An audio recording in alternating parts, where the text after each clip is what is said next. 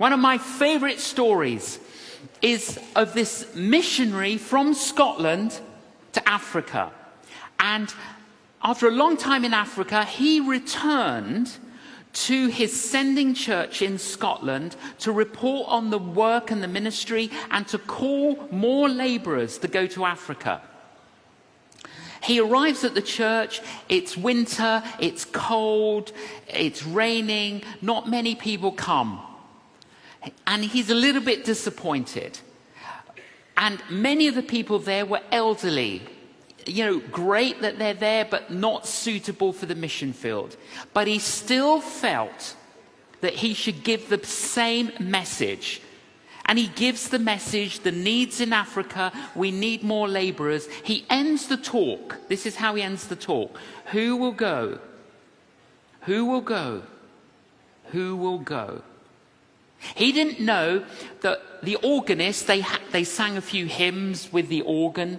The organist had a little boy assistant who you have to do these they're called billows, put air in to help with the organ music. The little boy stood up and he shouted out, I will go, I will go, I will go. The name of that little boy, David Livingstone. He is then advised, David, if God has called you to Africa, what we suggest is that you become a medical doctor and you can go to Africa as a medical missionary. He grows up, he goes to medical school, he becomes a medical doctor, he then goes to Africa as a medical missionary. He labors and labors and labors. There's one particular community, tribe, that they're trying to reach, and it's really difficult. And the chief sends him a message. And the chief said to him, we are going to come tonight, and we are going to murder you and everyone in your compound.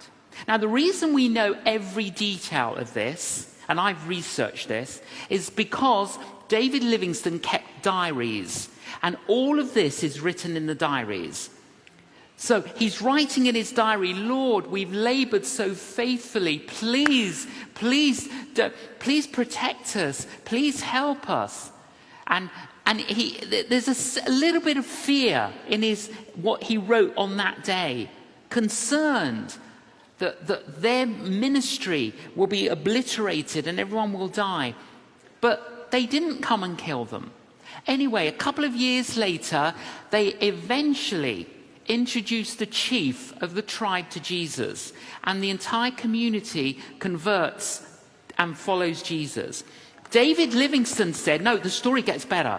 David Livingstone said to the chief, you sent me a message that you were going to come and kill me and kill everyone in the compound. He says, yes, we came.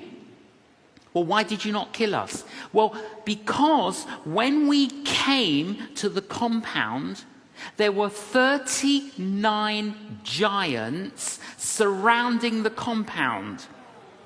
We counted them. They were big warriors, and there were 39 of them surrounding the compound.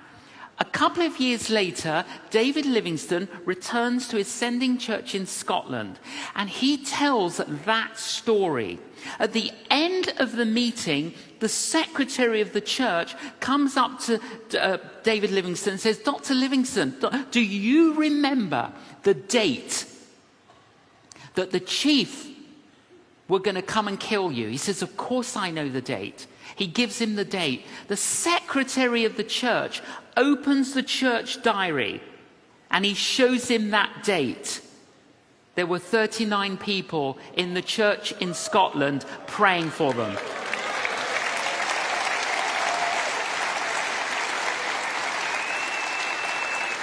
"39 people praying in a church in Scotland, and there were 39 warriors surrounding the compound. Do not say that is a coincidence.